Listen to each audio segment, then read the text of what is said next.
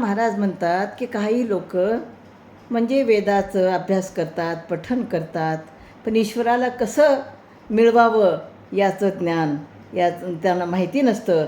आणि म्हणून ते काय म्हणतात, जगी कीर्ती व्हावी म्हणून झाल अशी गोसावी. बहुत केले पाठांतर वर्म राहिले ते दूर. चित्ती नाही अनुताप लटिके भगवे स्वरूप. तुका म्हणे शिंदळीच्या व्यर्थ श्रमविली वाचा. तर जगामध्ये आपली कीर्ती व्हावी यासाठीच तू गोसावी झालास, यासाठीच तू ढोंगीपणाने संत झालास.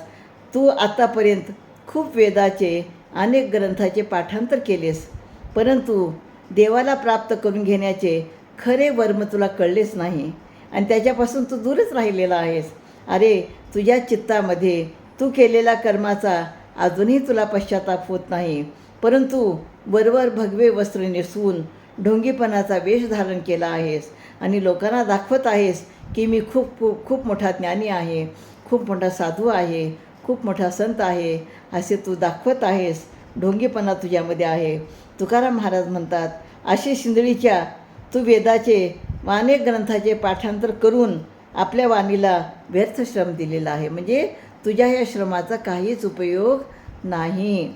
वेदाचे पठण तर करत असताना ईश्वराला कसं प्राप्त करावं याचं वर्म माहिती असणं अत्यंत गरजेचं असतं. आणि देवाला नामस्मरणामधून प्राप्त करणं हेच खरं एखाद्या